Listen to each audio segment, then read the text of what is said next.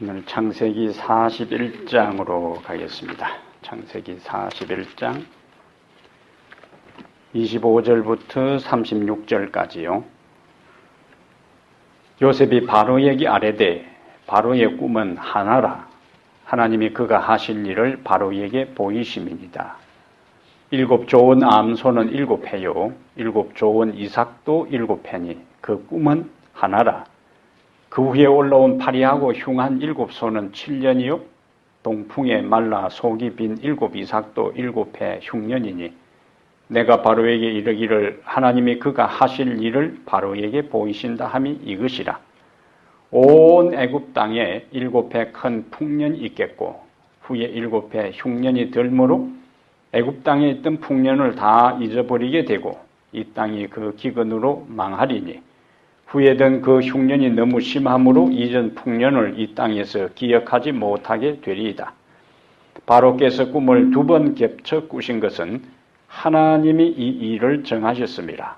하나님이 속히 행하시리니 이제 바로께서는 명철하고 지혜 있는 사람을 택하여 애굽 땅을 다스리게 하시고 바로께서는 또 이같이 행하사 나라 안에 감독관들을 두어 그 7회 풍년의 애굽 땅의 5분의 1을 거두되 그들로 장차올 풍년의 모든 곡물을 거두고 그 곡물을 바로의 손에 돌려 양식을 위하여 각 성읍에 쌓아두게 하소서. 이와 같이 그 곡물을 이 땅에 저장하여 애굽 땅에 임할 7회 흉년에 대비하시면 땅이 이 흉년으로 말미암아 망하지 아니하리이다. 아멘. 여러분들이 오늘 우리가 읽은 25절부터 36절을 본문으로 해서 설교를 한다. 그럼 어떤 주제가 여기에 포함되어 있겠어요?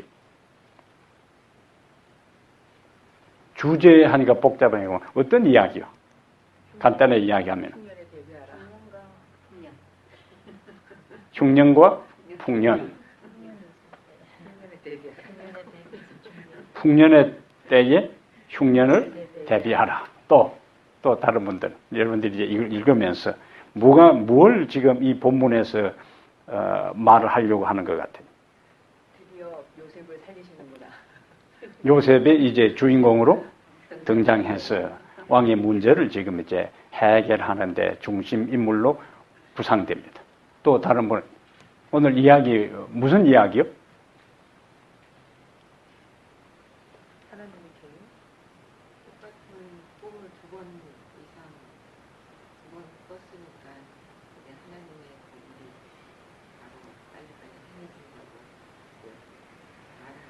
확신하다. 2번이나 반복된 그것은 하나님께서 주신 꿈이 확실하고 하나님이 또 그것을 반드시 이루실 것이다. 또 다른 분. 요셉이 꾼 꿈이 시기가 왔다. 요셉이 꾼 꿈이? 네, 어떤 청년 시에 쉬었던 꿈이 예. 시기가 와서 그 시기가 하나님의 시기. 하나님의 때가 왔다. 오케이. 예. 어쨌든 왕이 꾼 꿈을 아무도 해석해 주지 못했는데 요셉이 지금 그 꿈의 의미를 왕 앞에서 해석해 줍니다. 그럼 여기서 이제 우리가 첫 번째 생각할 것은 왕궁에 있는 모든 박사들이나 술객들이나 점장이들이나 그 꿈을 해몽하는 모든 당대의 최고의 석학들이 다 동원되어도 왕의 꿈을 해석해 주지 못했어요. 왜 그랬을까요? 왜 그들은 그 꿈을 해석하지 못했어요? 그 꿈은 너무나 평이한 꿈이잖아요. 평범한 꿈이라. 왜 그들은 해석해 줄 수가 없었어요?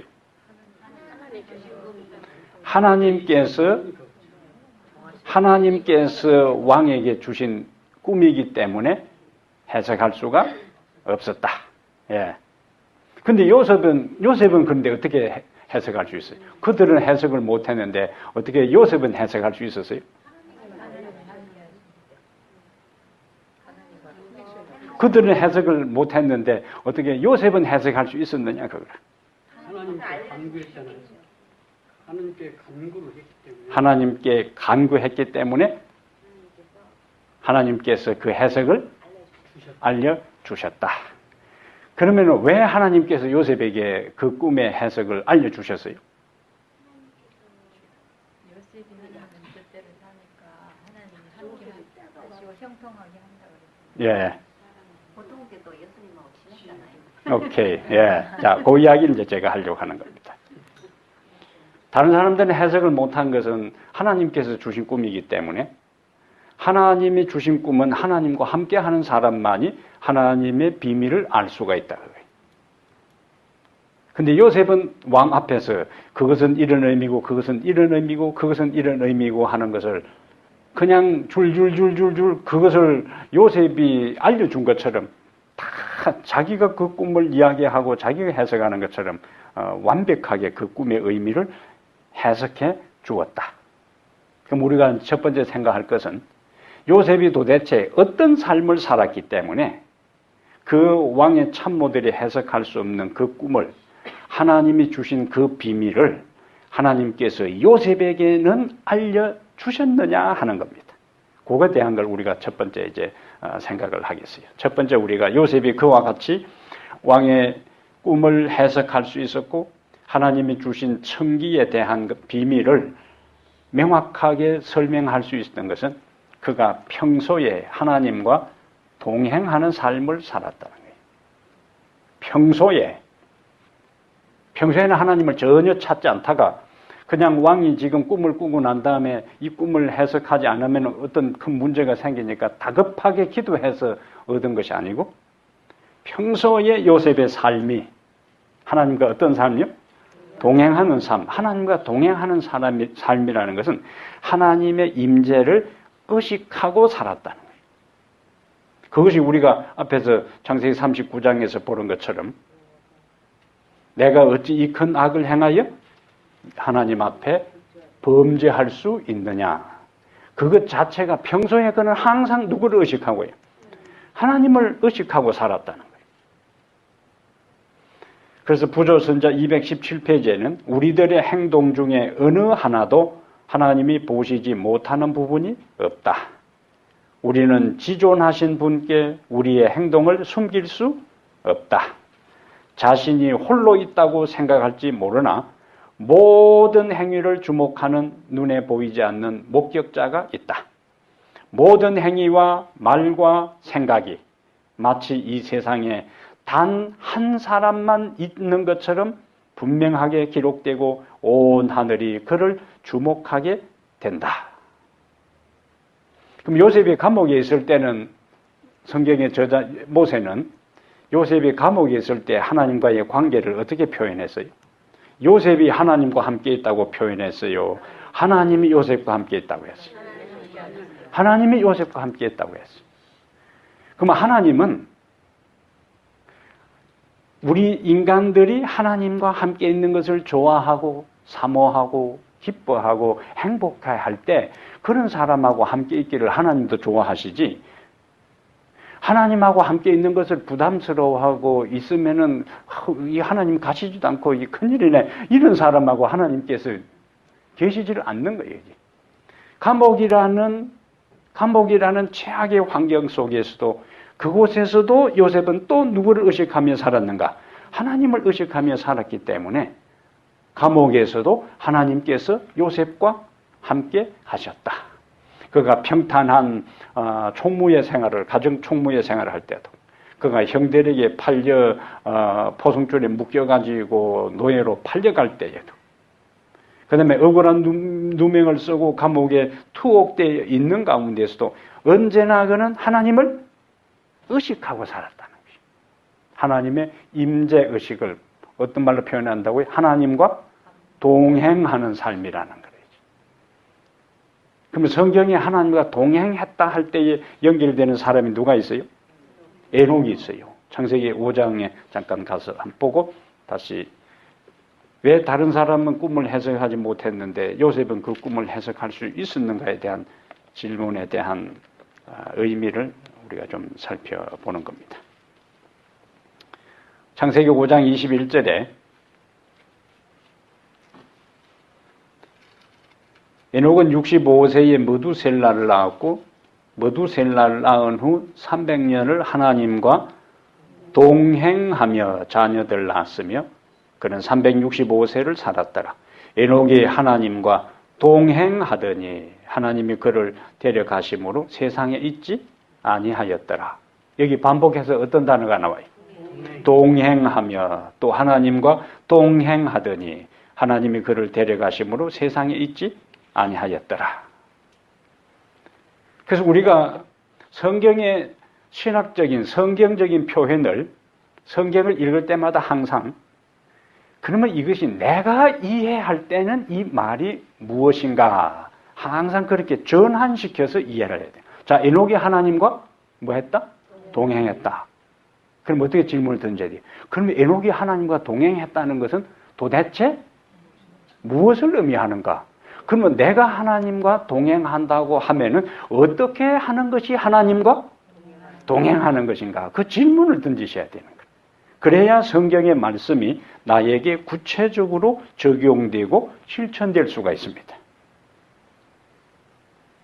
그럼 에녹이 하나님과 동행했다 하면은 아까 요셉의 이야기하고 연결시킬 때에 에녹이 하나님과 300년 동안 동행했다는 말은 요셉의 이야기를 할 때 아까 요셉은 하나님의 임재 의식 속에서 그가 살았다 했으니까 에녹이 하나님과 300년 동안 동행했다는 말은 그는 300년의 삶 속에서 항상 하나님의 임재를 의식하며 살았다는 거예요.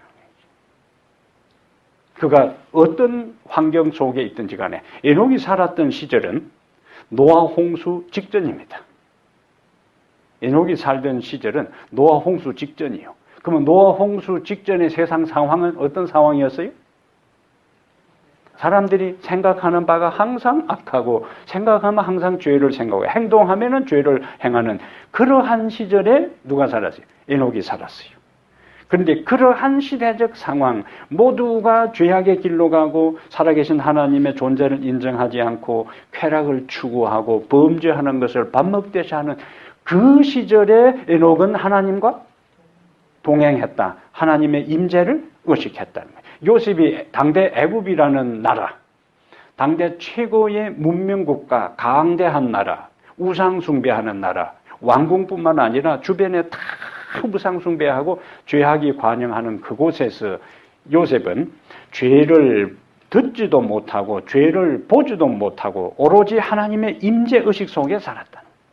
그러니까 요셉이 애굽에 살았던 환경이나 에녹이 노아 홍수 전에 살았던 환경이나 그 환경과 분위기 자체는 그 시대적 상황은 마음을 하나님께로 향하고 하나님을 의식하고 자신의 삶을 삼가하고 생각과 인생의 방향과 행동의 모든 것을 존저리 하기에 쉽지 않은 환경이었다는 거예요.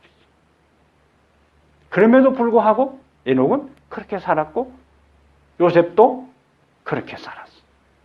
이건 훈련입니다. 훈련. 우리의 마음은 우리의 몸도 훈련해야 하는 것처럼 우리의 마음도 어떻게 훈련하느냐에 따라서 하나님의 임재가 의식되기도 하고 하나님을 까마득하게 잊어버리고 살아갈 수도 있어요. 그래서 첫 번째 하나님과 동행한다는 말은 하나님의 임재를 의식하며 사는 삶이다. 그럼 하나님의 임재를 의식한다는 말은 구체적으로 우리의 삶 속에서 어떻게 하나님의 임재, 하나님과 함께하는 삶을 살 수 있을까? 자, 아침에 눈이 딱 떴다. 그럼 어떻게 하나님 임재를 하나님과 연관해서 하루를 시작할 수 있어요? 아침에 눈이 딱 떴다. 예? 쉽게 생각해요. 쉽게. 자, 아침에 눈이 딱 떴다. 성경의 가르침과 진리와 모든 것 연관해서 아침에 눈이 딱 뜰 때 하나님의 임재와 연관해서 생각할 수 있는 것은 오늘 또 자, 성경에서 잠을 뭐라고 비유했어요? 죽음을 잠에다가 비유했어요. 근데 내가 아침에 눈을 떴어. 그러면은 내가 지금 무슨 경험을 한 거예요? 부활의 경험을 한 거야.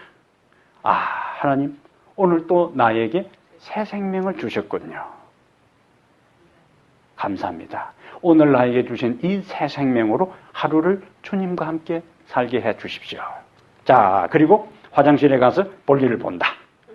화장실에 가서 볼일을 본다면 어떻게 하나님을 화장실에 가서도 하나님 거룩하신 하나님을 화장실에서는 아이고 하나님 여기는 좀 누추한 곳이니까 제가 깨끗이 다듬고 하고 난 다음에 하나님 생각했습니다. 그게 아니고 거기서 어떻게 해요? 화장실에서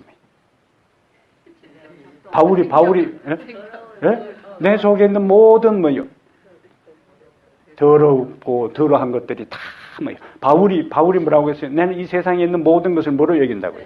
배설물 여기는데 내 속에 있는 모든 이 물질적인 육체적인 이 모든 물리적인 이것이 다 배설되는 것처럼 내 정신과 마음에 있는 모든 독소들 좋지 않는 것들이 하나님 이것이 이렇게 되는 것처럼 다 나에게 빠져나가고 깨끗하고 정결하고 맑은 정신, 깨끗한 몸, 건강한 몸을 주십시오. 자, 그러면 이제 세수를 한다. 그럼 세수를 하면서 어떤데? 씻으면서 비누칠을 하고 얼굴을 씻으면서 어떻게 하나님 의식하고 임재를 하나님과 연결시켜 있겠어요? 깨끗한, 예? 내 얼굴만 이렇게 육의 땡만 제거할 것이 아니라 바울이 기도한 것처럼 내 속에 정한 마음을 창조하시고 내 영을 새롭게 해 주십시오. 그리고 내가 거울 앞에 보는 내 얼굴의 모습이 가면 갈수록 더 누구를 닮게? 주님을 닮게. 내가 성형수술을 할 마음이 없지만은 주님을 바라보면서 내 내면이 아름답게 가꾸어졌어. 왜냐하면 성경에서 강조하는 것은 외행적인 모습보다 우리의 내면, 속 사람을 중요시하거든요. 내가 내 얼굴을 이렇게 관심 있게 꾸미고 그 다음에 예쁘게 하고 머리를 다듬고 드라이를 하고 화장을 하는 이것보다 더 하나님 내 속 사람을 내 내면을 더 뭐요? 아름답게 가꾸고 만들어 주십시오. 옷을 입는다. 옷을 입으면서 어떤 생각을 하겠어요? 하나님 아담과 하와가 입었던 그 무화과 나무 잎으로 만든 그 옷 대신에 예수님께서 뭐요?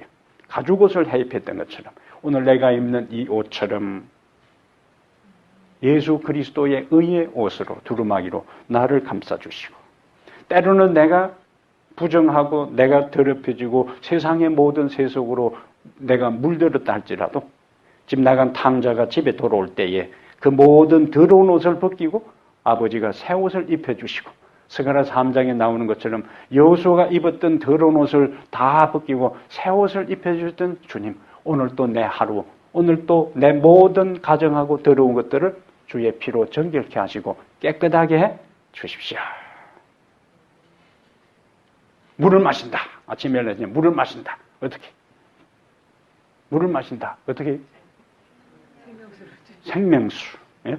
내가 지금 마시는 이것이 주의 생명수가 되고 네 속에서 영생하도록 솟아나는 생수가 되리라는 것처럼 오늘 또 성령의 생수를 저에게 부어 주십시오. 밥을 먹는다. 내가 먹는 육신의 일용할 양식뿐만 아니라 하나님 오늘 먹는 이 음식처럼 내가 주님의 말씀의 양식에 배고파하고 그것을 통해서 내 영이 튼튼하게 건강하게 자라도록 해 주십시오. 이런 형태로 하나하나의 상황들을 자꾸만 의식적으로 할 때 그냥 일상적인 일이라 할지라도 그 속에서 성경의 가르침과 교훈들과 계속 연결시킬 때 그것이 하나님과 동행하는 삶이라는 거예요. 그래서 예수님께서 말씀하실 때에 주로 대부분 비유가 아니면 말씀하지 않았다는 이야기는 그러한 사물을 접할 때마다 어떤 생각이 드는 그것이 진리와 연결되어서 씨 뿌리는 자의 비유를 들은 그 농부들이 이제 농사를 이제 가을에 씨를 뿌릴 때 어떤 생각이 들어요? 씨를 농부가 길에 나가서 밭에 나가서 씨를 뿌릴세. 어떤 것은 길가에 떨어졌고 어떤 것은 옥토에 떨어졌고 어떤 것은 가시밭에 떨어졌고 어떤 것은 바위 위에 떨어졌다. 그럼 그것이 그러면 하나님 내 마음밭이 옥토가 되게 하시고 주님이 나에게 가르치신 말씀의 씨앗이 싹을 틔우고 꽃을 피우고 열매 맺게 해 주십시오. 그러면 어부들은 밖에 나가서 고기를 잡을 때에 천국은 마치 어부가 바다에 가서 그물을 던져 고기를 잡는 것 같으니, 그런 예수님께서 말씀하셨어요. 그래서 그물을 던져서 다 끌어올린 다음에 좋지 못한 고기는 다 던져버리고 좋은 고기만 하는 것처럼 거기서 분리가 일어나는 거예요. 천국은 누구나 다 들어가는 것이 아니라 천국에 적합한 살기에 적합한 준비가 된 사람과 그렇지 않는 사람의 분리가 그곳에 일어나는 거예요. 이러한 하나하나. 그래서 천국은 마치 계자씨와 같으니 지극히 작은 것. 그러므로 에녹이 하나님과 동행했다는 것은 하나님의 의식 속에 있었고, 두 번째는 하나님과 동행한다는 것은 일상에, 지금 우리가 아침에 일어나서부터 하루의 일과 중에 하는 것처럼 일상의 삶 속에서 하나님과 동행했다는 거예요. 일상의 삶 속에서 동행했다는 것은 하나님을 의식하고 내가 지금 하고 있는 하나하나의 일들을 하나님의 말씀과 연관시켜서 그곳에 의미를 찾고 묵상하는 삶이 하나님과 동행하는 삶이. 자, 등산을 한다. 등산을 하면서 우리가 어떻게 하나님과 동행할 수 있겠어요?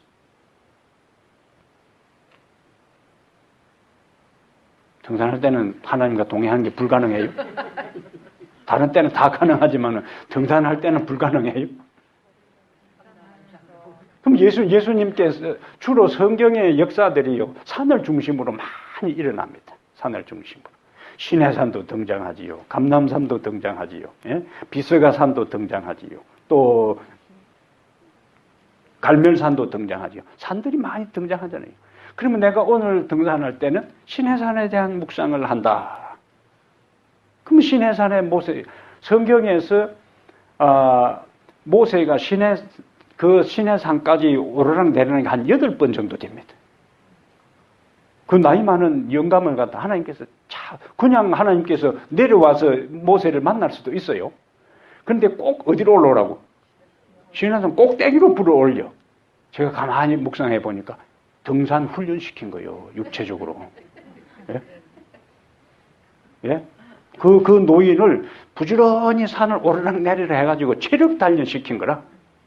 하나님께서 그걸 한쪽에 따로 불러다가 얼마든지 말씀하실 수 있는데 꼭 산 위로 꼭대기 위로 불러 올려다가 어떤 때는 200m도 아니요. 한참 높이가 되는 거기 올라갔다 보면 네 백성이 지금 이루고 있으니까 내려갔다가 그 다음에 곧 또 불러 올려. 작은 일이 아니요. 그 노인이 그렇게 오르락내리락 했기 때문에 체력 단련이 돼가지고 그 광야에 이스라엘 백성들이 복장 터지게 해도 그걸 잘 견뎠지. 체력이 뒷받침되어야 심리적으로 스트레스를 감당합니다. 그래서 체력 단련을 하는 거는 이거는 영적으로도 굉장히 중요해요. 체력은 곧 영성하고 연결됩니다. 체력은 영성하고 연결됩니다. 모세를 부지런히 하나님께서 오르락내리락 산을 오르락내리락 훈련시켜서 체력 단련시킨 거라. 그래서 이 노인은 죽을 때도 눈이 안경도 안 쓰고, 예? 예? 120살이 됐는데도 이 노인이 눈이 흐리지 않았다고 한 거는 그 부지런히 산을 오르락내리락 하나님께서 훈련을 주시고 체력 단련을 시킨 거예요. 그럼 내가 오늘 산을 오른다. 그럼 내가 이번에 산을 오를 때는 내가 시내산을 한번 묵상해야 된다. 그럼 모세가 산을 오를 때에 어떤 생각을 가지고 올랐을까? 백성들은 산 아래 기다리고 있고, 예? 하나님의 임재 안으로 지금 하나님께서 율법을 주시기 위해서 그를 불러 올릴 때에 첫 번째 올라가서 율법을 받기 위해서 했고, 그 다음에 하나님께서 네 백성이 지금 내려가 봐라. 엉망진창이 됐다. 내려와서 보니까 그 송아지를 만들어 가지고 춤을 추고 있는 모습 속에서 그걸 냅다 깰 때 요셉이 어떤 마음이었을까? 그 다음에 다시 이제 그 돌을 따듬어 가지고 올라갈 때 요셉이 어떤 마음이었을까? 내가 지금 누구 이야기했어요? 그걸 잘 들으시라는 이야기라. 지금 여기 이 주인공이 누가 돼서 그런 거예요? 요셉이 내가 50이 넘어간 이후부터 이런 현상이 생기기 때문에 조금 이해를 하셔야 되거든요. 그 다음에 내가 등산 갈 때는 갈멜산에 대해서 올라가면서 갈멜산에 엘리야하고 거짓 선자의 대결의 국면을 생각하면서 내가 그 엘리야 선지자라면 어떤 심정이었을까? 백성들은 아무도 자기 편에 서 있지 않고 지금 왕이 주변에 문무백관들하고 경호원들을 대동하고 백성들은 그 주변에 다 있는데 내가 그 앞에 엎드려서 불이 안 내려오면 그냥 갈기갈기 찢어 죽는 거예요. 얼마나 절박한 심정으로 기도했겠어요. 그러니까 내가 엘리야가 되어서 그 수많은 백성들 앞에 다 살기등등한 그 거짓 그 선지자들이 얼마나 살게 틈 보면은 그만 요놈 가만 안 놔두겠다. 하나님의 강력한 임재와 보호막이 없었으면은 그 엘리야 한 명 죽이는 건 아무것도 아니에요. 그럼 내가 하나님 편에 홀로 서 있을 때 그런 것들을 묵상할 때 비로소 엘리야가 이런 심정으로 서 있었고 그렇게 서 있으니까 하나님께서 그 모든 거짓 선지자들과 백성들 앞에 모두가 다 우상 숭배하고 거짓된 영에 사로잡힌 그들 앞에서 하나님 앞에 이렇게 서 있으니까 엘리야를 통해서 역사하셨구나. 그렇다면 내가 마지막 시대에 함께 있던 사람들이 함께 신앙을 했던 동지들이 또 성도들이 다 배도하고 변절하고 떠나갈 그때에 내가 홀로 하나님 편에 서 있다면 왜 그렇게 해야 하는가? 그것들을 이제 갈멜산을 묵상할 때는 그걸 생각하는 거예요. 그러면 오늘은 내가 감람산을 묵상했다. 예수님께서 하루의 일과가 마치고 난 다음에는 어디 가세요? 감람산에 가서 어떤 때는 밤을 새워서 기도하시고 거기 주무시고 새벽에 또 이런 그런 모습들을 또 생각하는 거예요. 그렇다면 우리가 밭일을 하든지 청소를 하든지 등산을 하든지 그 모든 것 속에 항상 뭘 의식하라는 얘기예요. 의식. 내가 오늘 이 환경, 이 상황 속에서 어떻게 하나님의 임재를 의식하고 영적인 교훈을 발견하고 하나님과 교감하면서 내가 이 시간을 보낼 것인가? 그것을 의식하지 않고 그냥 하는 거하고 그것을 의식하고 할 때는 그것이 이제 우리의 생각과 정신 세계가 그렇게 하는 것으로 훈련이 되고 익숙해지는 겁니다. 그러면 우리의 삶이 무슨 삶이 되는 거예요? 하나님과 동행하는 삶이 되는 거예요. 요셉은 그가 감옥이라는 최악의 상황 속에서도 그렇게 했다는 거예요. 부제선자 85페이지에 에녹에 대한 이야기를 하면서요. 에녹은 많은 시간을 한적한 곳에서 보내며 묵상과 기도에 전념하였다.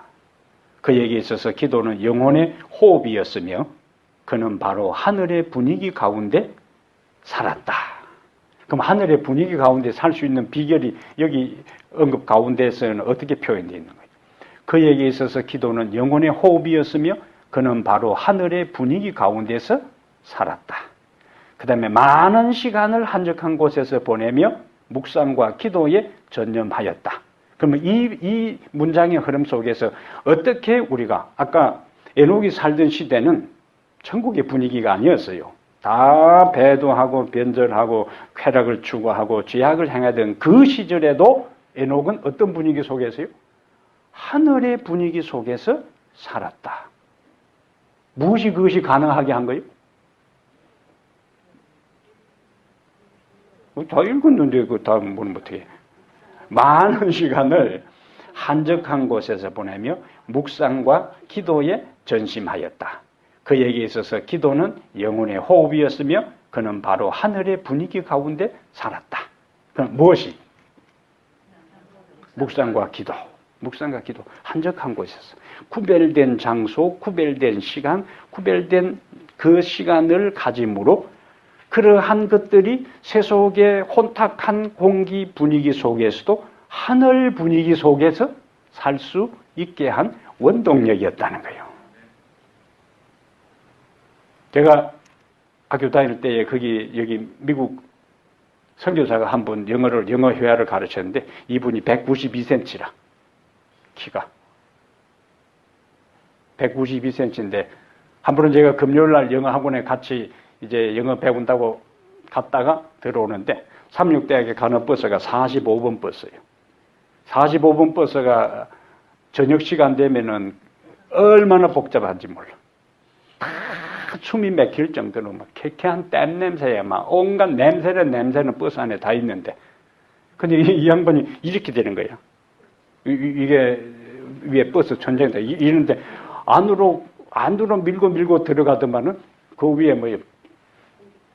공기통을 탁 열고 거기 딱 하니까 머리가 딱 들어가는 거예요. 이제. 다른 사람들은 다 밑에 뭐요? 온갖 쾌쾌한 냄새 속에서 힘들지만 이 사람 거기다 머리를 딱 넣어가지고 문을 딱 열고 혼자서 이렇게. 예. 지금은 그쪽이 많이 삼육대학 주변이 완전히 대도시가 됐지만은 옛날 80년대 초만 해도 한적한 곳이기 때문에 그 벤두리로 빠져나가면은 시원한 그 태릉 숲의 공기가 이제 확 들어올 때니까 이 사람 혼자서 뭐예요? 시원한 산공기를 마시면서 이제. 그럼 뭘 우리에게 이야기하죠? 아무리 내가 혼탁한 환경 속에 있어도 우리의 생각과 우리의 마음이 하늘로 향하고 하늘을 향한 창문이 열려 있을 경우에는 우리는 주변의 상황에 영향받지 않고 하늘의 분위기를 경험하고 즐길 수 있다는 거예요. 예? 다니엘의 삶이 바로 그런 삶이었어요. 다니엘 6장 10절에 주변의 그 원수들이 다니엘을 시기 질투해서 다 틈을 잡아가지고 그를 모함해서 죽이려고 할 때에 다니엘이 이 조서에 의인 지킨 것을 알고도 전에 행하던 대로 하루 3번씩 예루살렘을 향하여 열린 창에서 무릎을 꿇고 감사하였더라. 얼마나 경쟁자가 많았겠어요.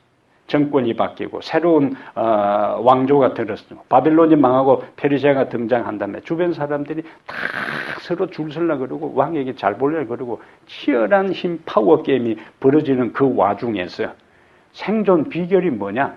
자기 처세술을 가지고 인간적인 술수와 방법을 가지고 그리고 자기 주변에 능력 있는 사람을 모아가지고 세력화해서 살아남은 것이 아니고 오로지 그는 뭐예요?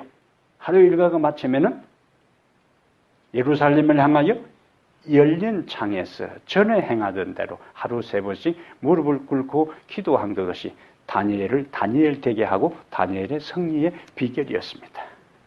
열린 창에서. 비록 그는 어디 살면서도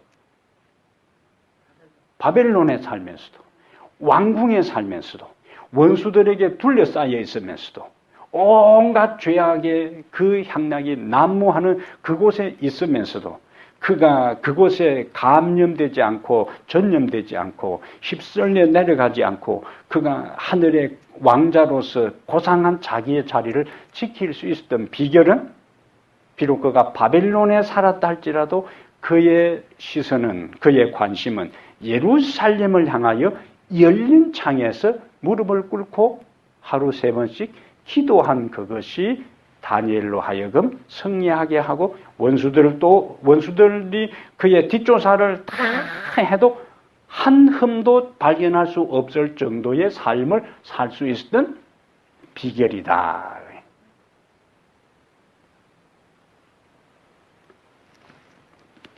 일상의 삶이라는 거예요.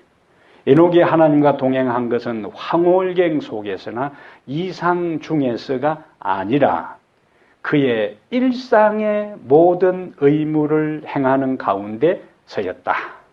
가정에서와 사교 생활에서 남편이 아버지로서 친구로서 시민으로서 그는 확고부동한 하나님의 종이었다.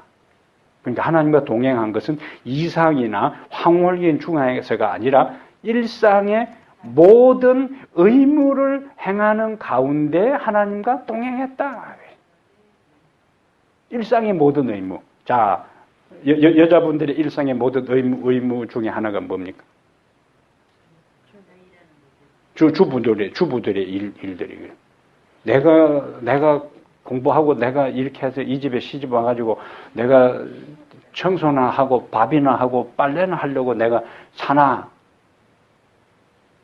그런 생각이 들 때가 있어요?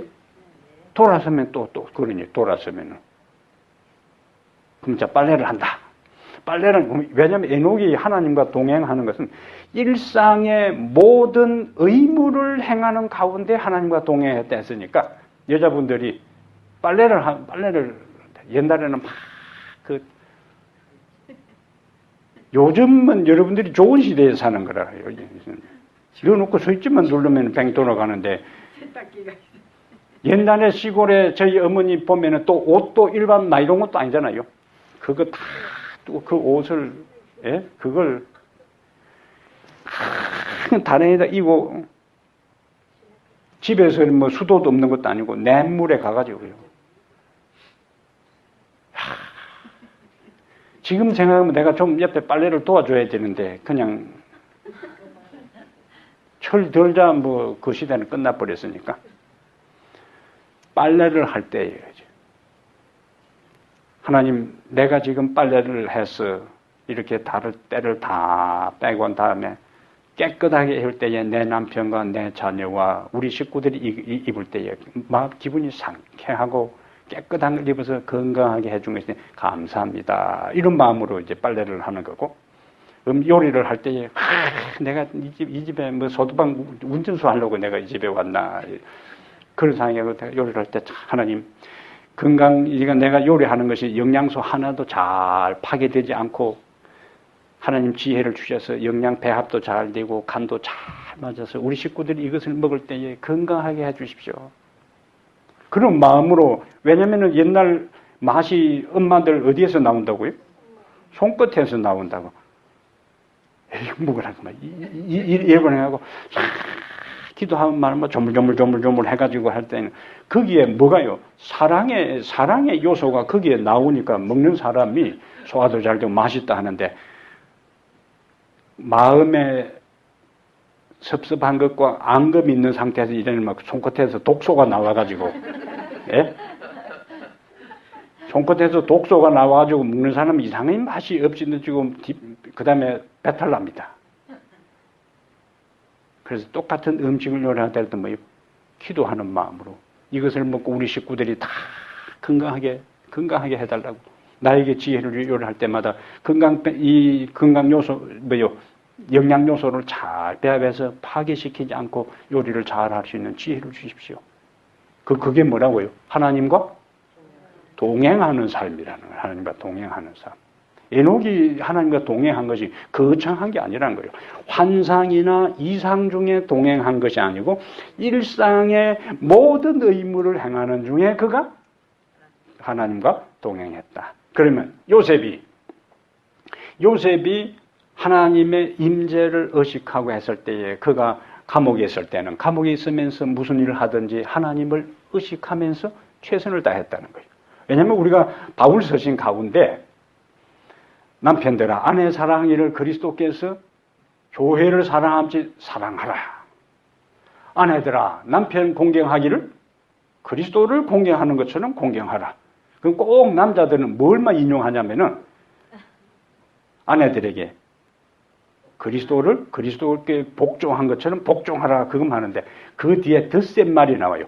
그리스도께서 교회를 위하여 자신을 주심같이 아내를 그렇게 사랑하라 그렇게 나오는 거예요. 그리고는 종들아 너희 상전에게 복종하기를 똑같이 죽게 하듯 하라 그렇게 나오는 거예요. 일반 회사에서 자기 상관들이나 일반 회사에서 하는 일들 자체를 주의 일을 하는 것처럼 그 다음에 상관들을 주님을 섬기는 것처럼 그런 마음으로 하라는 거예요. 바울을 통해서 하나님께 주신 것은. 그러니까 내가 먹고 살기 위해서 하는 그 일이라 할지라도 의식 속에서는 무슨 일을 넣어요? 주의 일을 하는 것처럼 하라는 거예요. 그러면 요셉이 그 의식의 연장선이라면 감옥에서 이런저런 잡일을 할 때에 요셉의 의식 속에서는 뭐예요? 죽게 하듯이 죄수 한 명 한 명 자기에게 주어진 그 역할들을 주의 사업을 하는 그런 마음으로 요셉이 감옥에서 일을 하다가 왕이 그를 불러냈어요. 그러기 때문에 그가 왕 앞에 서도 주눅들지 않고 당당할 수 있었던 것은 평소에 우주의 최고의 높으신 하나님과 함께 동행했기 때문에 우주의 최고의 높으신 하나님과 동행하고 대화하고 묻고 그분의 가르침 앞에서 내가 진실하고 정직하게 사는 삶이 평소의 삶 속에서 이루어졌기 때문에 왕 앞에 서도 기죽지 않았다는 거예요. 안 그러면은 노예로서 죄수로서 억울한 누명을 쓰다가 죄수로서 까짓끔 막가는 인생을 살다가 갑자기 불러내는데 왕 앞에 세 안았어. 얼마나 주눅 들고 제정신이 아니죠. 왕 앞에 그 의리하는 그 보좌 앞에 왕이 딱 왕을 쓰고 주변에 경호원들이 쫙 있고 한마디 잘못하면 목이 날아갈 거기에 불러다가 딱 세워놓고 이야기를 하는데, 예? 그거는 뭐 주눅이 들어가지고요 오줌 쌀 수도 있습니다. 잘못하면. 예? 오금이 저려가지고. 그런데 오늘 분위기를 보세요. 누가 왕이고 누가 종인지 구분이 안 돼. 왕은 지금 꿈 때문에 그만 안절부절 못하고 있고, 요셉은 그 왕의 앞에서 하나하나, 예? 밤이 한까지 제시해주는 이것이 어디에서 이루어졌는가? 평소에 하나님과 동행한 이것이 바로 요셉이 왕 앞에서도 이렇게 담대하게 하나님께서 자신에게 주어진 그 꿈에 대한 해석을 하나하나 제시하고 그 문제점 어떻게 할 것인가에 대한 해답까지 제시해주는 이 원동력이 바로 평소에 하나님과 동행한 것이었다. 그것이 첫 번째 우리 생각 중요한 주제라는 거예요.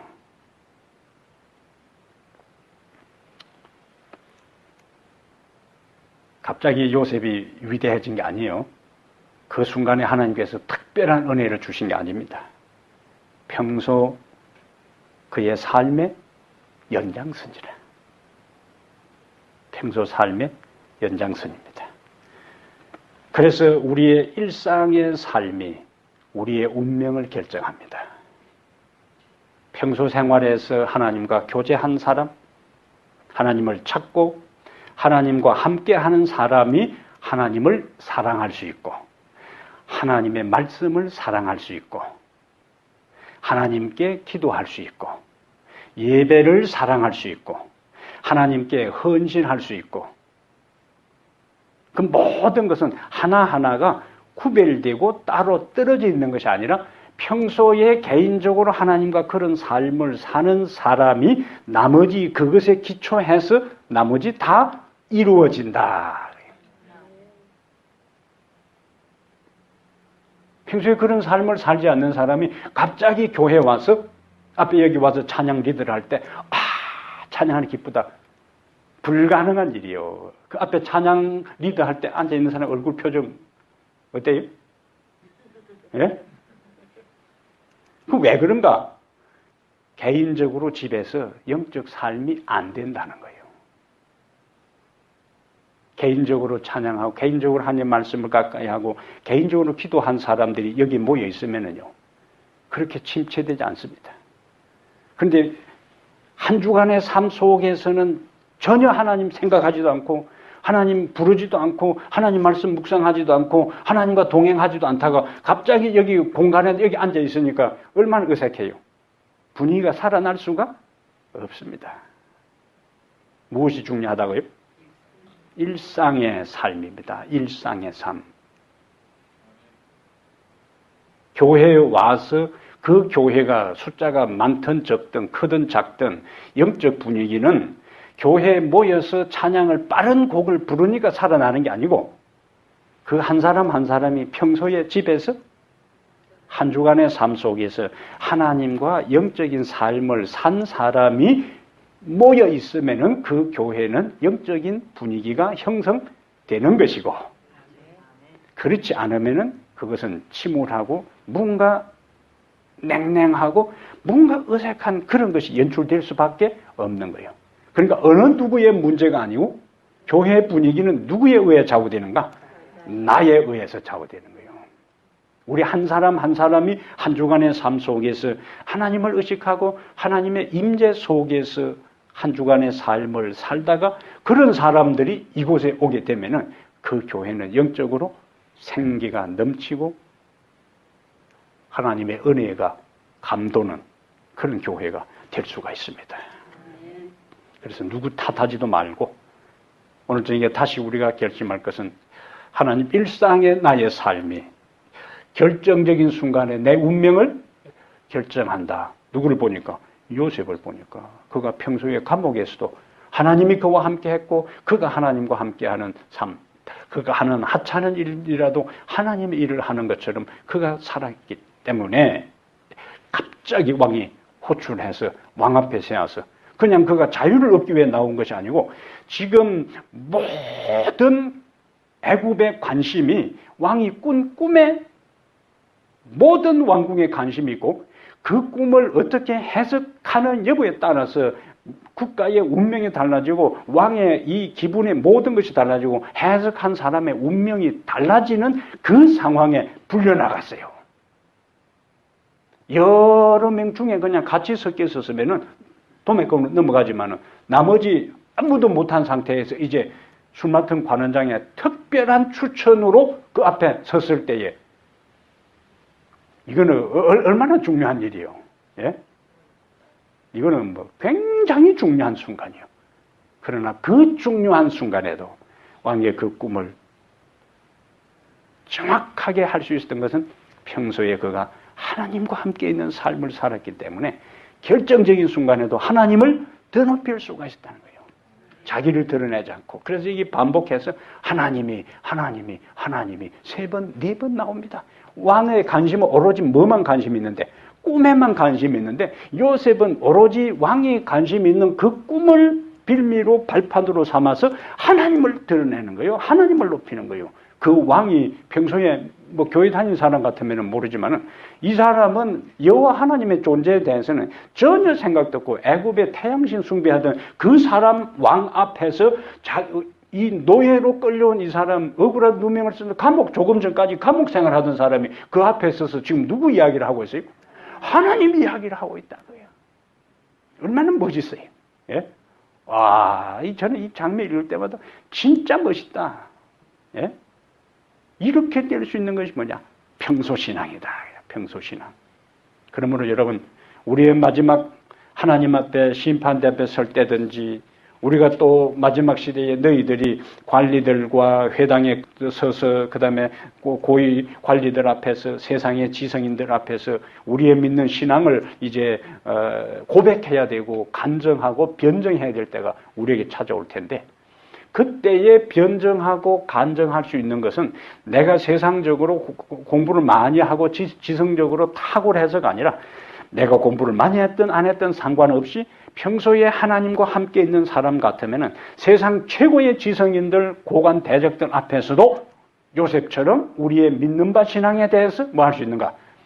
담대하게 할 수 있는 능력을 그때에 하나님의 성령께서 우리에게 주십니다. 예? 얼마나 멋있어요. 예?